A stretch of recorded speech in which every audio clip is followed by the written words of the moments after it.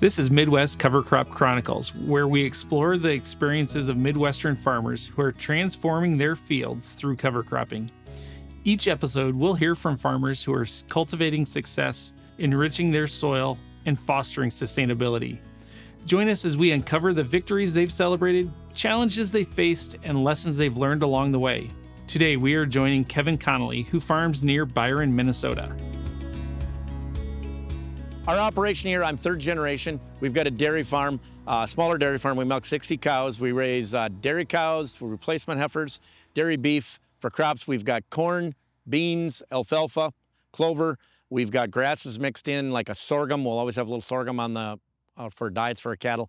Our alfalfa's always got some grass mixed in, and then we've got into the covers with the rye and some other mixes, and we've also started small grains underseeded with legumes. Primarily no tillage? Yes, primarily. About the only tillage we really do is when we work in some pen pack manure.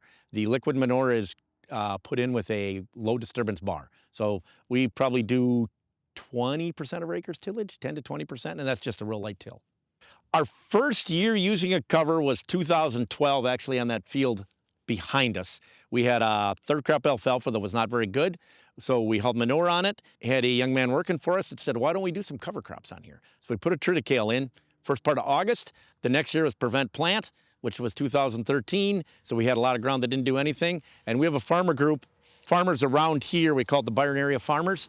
We had been meeting since 2011, just a bunch of farmers with like mindsets that are interested in water quality and erosion and such.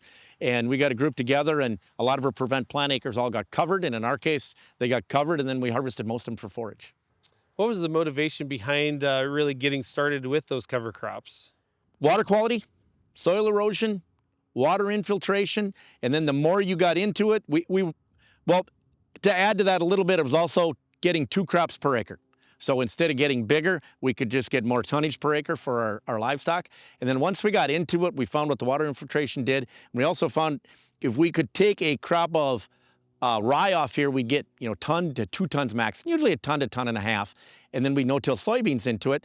The rye would come back, and that was our first pass of herbicide, so to speak. It kept a lot of the weeds suppressed. We'd come back with a kind of a mid-season one-time roundup and maybe a enlist type of thing. Worked really good that way. We got a crop of forage off it. We reduced our herbicide cost, reduced erosion. There's a lot of benefits to this. How are you using cover crops now, and has that changed since you started using them? It has changed. It's changed. We're starting to put more things in.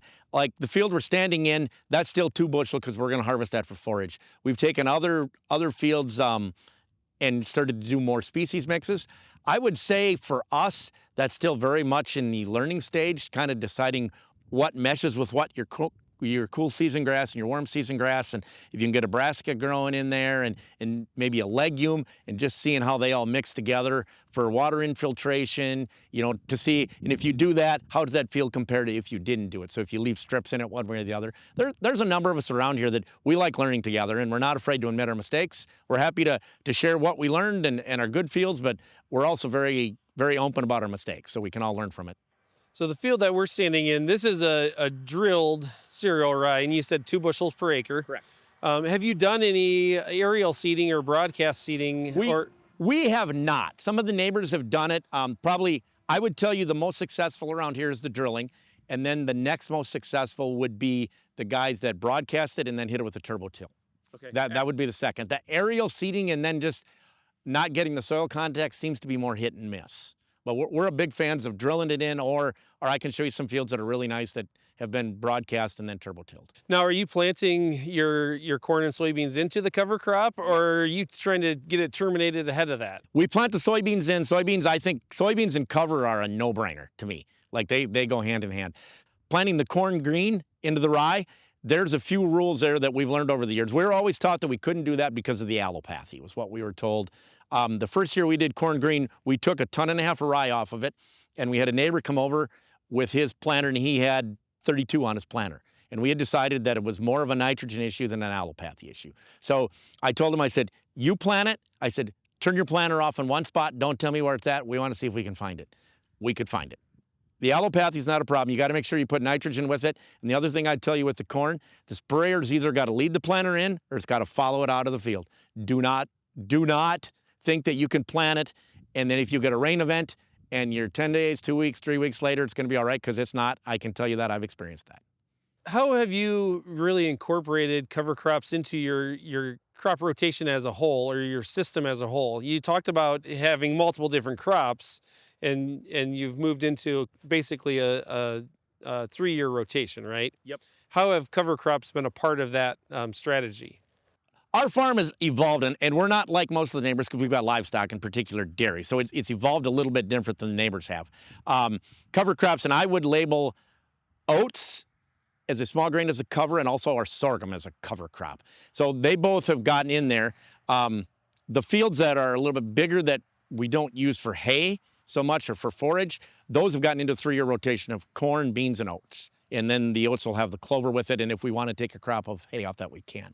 The other ones are a little more with the sorghum and stuff. We found like the sorghum is a lot like rye. It'll root down in there, it'll open that up. How long did it fully take you to kind of make this transition? Did you start small and go large, or did you just kind of jump all the way in? We did start small, and we jumped in a little more in 13 because of prevent plant, and we jumped in a little more. And on our farm, when I came back to the farm, I farmed with my dad and my uncle. So there was 2 generations here, and the older generation, love those guys to death. They're good farmers, but they kind of did things their own way. So the cover crop thing, they were interested. You know, they liked the conservation part of it, but boy, my dad in particular, he likes the tractors and the diesel smoke and you know, the old time farming, because that's what the neighbors did, you know? So that was a little more of a challenge, and probably the big eye-opening experience for him. We had a 90-acre field just on the other side of his house, and we had cover on that. He went out, we had a cover, and he was gonna go terminate it with iron. Or I'm gonna go work that field up. Okay. I said, whatever, you know, sometimes you gotta, you know what it's like in a relationship. You got a family together, you gotta give and take a little bit. I said, okay. So he went out to work it up, and I went up to do chores. About an hour later, the tractor sitting in front of his house. Dad likes to drive his tractor, was in front of the house. So I called him, I said, you break down? No. You gonna finish the field? No. Why not? Why would I? I said, that's so mellow. He said, no sense in me working up. That's a nice field I've worked up a long time. Oh, that cover crop did a really nice job out there. Well, then it was really funny was we combined it, we got the yield maps out, and the agronomist was looking at the yield maps, and he says, oh, this is that field he did some no-till in. Yeah, he said, well, I can see the spots where you no-tilled. He said, there's 2 strips aren't nearly as good as the rest of the field. I said, 2 strips? Yeah, 2 strips here. He said, you can tell. He said, the yield's off by about 15 bushel an acre. So I got the yield map out, showed my dad, and I said, show me where you worked and where you didn't. He says, that one and that one, those 2 colors there. He said, there's 2 strips I worked. I said, it was 15 bushel below the rest of the field. It was? Yeah, it was. Oh, so that was kind of his transition into it. So we got more into it. And then my other story with transitioning more into the covers and the compaction, because rye will take compaction out. And we'd always been told that. And across the road is where we usually chop our silage to stay off the blacktop. The one headland had a lot of compaction. And anytime we'd always chop, my dad's idea of compaction was he'd take the ripper out. He'd start out maybe 8 inches, and he'd come back and do 12, and he'd do 16. He'd keep taking stops out, and you know, the big oil companies loved him. He'd just go out there and he'd work it, and we'd have slabs there. And you could find it the next year, never grew anything. You know, it's just too much compaction. So that one year we got done chopping. He said, what are you doing? I said, well, I'm going to haul manure on that headland. We're going to hit it light with the disc and plant rye on it. Well, I haven't ripped it yet. I said, don't need to. We're just going to do this. Well, it won't work. Well, what we're doing is not working. So let's see if this does it. Sure enough, we did that, and the rye came up, and it looked really good. Probably got to about 18, 24 inches. We popped it off and then rolled it up in the spring, round baled it, and we planted beans on that whole field, and we went to combine it that fall. You couldn't hardly find the headlands. You know, you looked at the yield map and went, wow, that's really good. So that was probably 2 of our stories as to how our cover crops kept progressing and more of them. We can dig some roots, and when we've dug them year over year, if you're seeing 6 inches above the ground, you're going to be 18 inches deep with the roots. Your first 6 inches are there. They're really good. Your next 6 inches are you'll see them when you dig them. And then what we found is that bottom third are more hair-like projections. So they really go down and they'll break compaction. That's one thing we found with our cover crops is you start digging around behind a couple of years of these covers and no-tills, you find a lot of worms. And you dig around in some of the other people's fields, they're not there as much. Have you been able to put together any economic changes that you've seen, you know, whether it's the cost of production or whether it comes back to the profitability? What I would tell you the biggest profitability is I have less inputs. I'm not out here tilling all the ground. Like this is our corn silage ground. 15 years ago, we'd have been in here with the tractor and the ripper, and we'd had diesel fuel and time and wear and tear on our equipment. Now I just hit it with the tractor and drill, and that's our tillage. And we're going to get forage off it. So the biggest thing for me that I can tell you that I see right today is the inputs with the equipment. And I think we're seeing our yields are as good as anybody's. We're as good as anybody with the corn, and I would tell you we're probably even a little bit better than most people with the beans just because we've got a longer rotation on some of this stuff. We can watch our intakes bump. Those cows, they will eat more and they're healthier, and we can get forage to grain ratios, in that 70% forage to 30% grain. Back when I came back to the farm in 1990, it wasn't the opposite, but it was 40% forage and 60% grain, and that's kind of where you're at, and you're pounding this grain in there trying to get milk out of them. We've really flipped those tables, and they're healthy. We don't have the foot issues. We don't have the gut issues. We don't have the ketosis issues. And even with our livestock, and in 2013, when we had Prevent Plant, we put in like 50 acres of Italian ryegrass in about June. We didn't know anything about it. The salesman convinced us to do it. Okay, whatever. The stuff did it get knee high maybe? I don't know, but it was thicker than hair on a dog. I can tell you that. We went out there and we couldn't harvest till the 1st of November. Now they've since changed the rules because they weren't animal friendly at the time. A little more animal friendly now. We harvested the 1st of November. We cut it. We were out there at 8 o'clock that morning cutting it. Got it round baled. The guy that worked for us, he wrapped all night to get those things wrapped, and it was snowing by the next morning. We had probably 200 bales of Italian ryegrass. It didn't even ferment. It got cold. The stuff was green when we fed it all winter. I distinctly remember talking to a couple dairy farmers, and I would tell you they are good farmers at the time. In the winter of 13, early 14, they talked about how thin their heifers were because it was so cold out. We're just feeding them so much corn silage, we can't get any weight on them.